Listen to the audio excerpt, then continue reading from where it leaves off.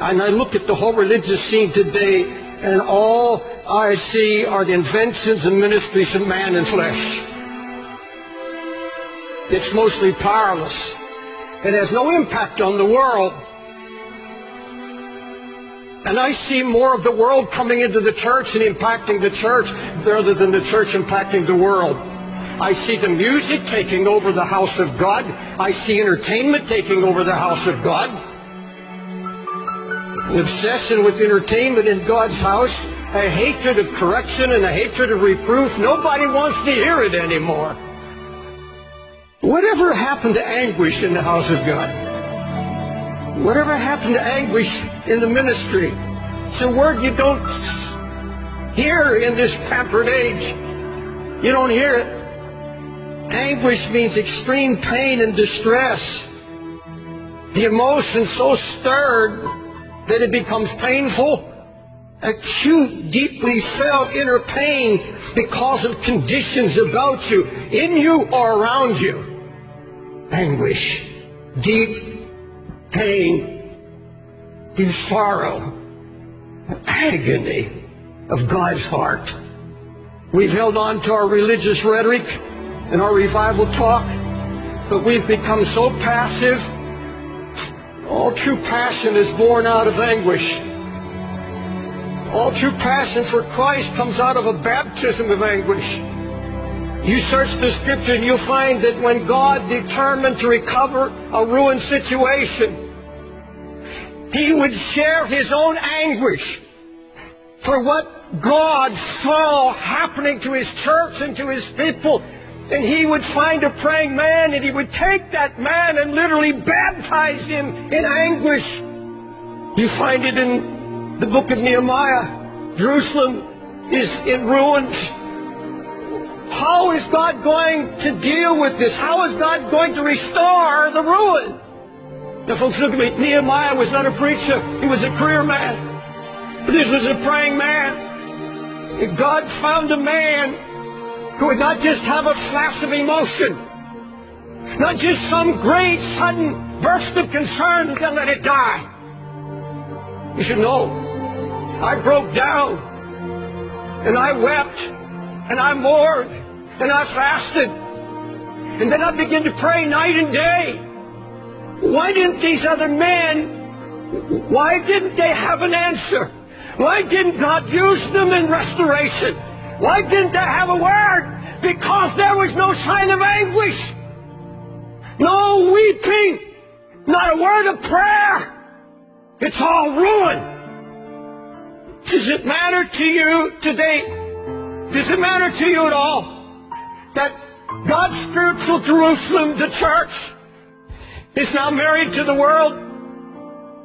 That there's such a coldness sweeping the land? Closer than that, does it matter about the Jerusalem that's in our own hearts? The sign of ruin that's slowly draining spiritual power and passion, blind to lukewarmness, blind to the mixture that's creeping in. That's all the devil wants to do, is get the fight out of you and kill it.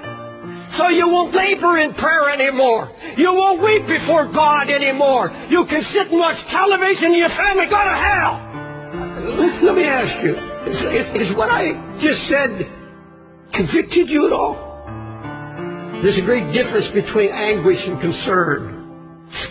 Concern is something that begins to interest you. You take an interest in a project or a cause or a concern or a need. I'm going to tell you something I've learned over all my years, 50 years of preaching.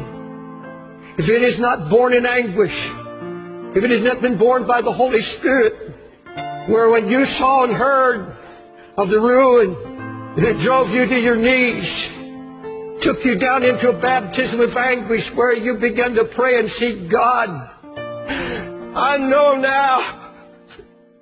Oh my God, do I know it.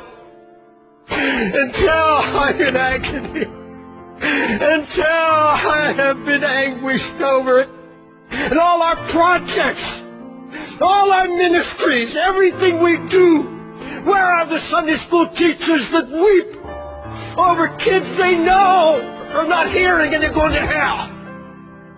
You see, a true prayer life begins at the place of anguish.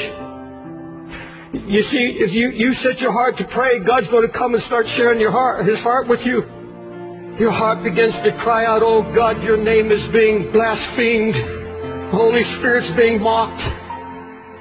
The enemy is out trying to destroy the testimony of the Lord's faithfulness, and something has to be done. There's going to be no renewal, no revival, no awakening until we're willing to let Him once again break us. Folks, it's getting late and it's getting serious. Please don't tell me.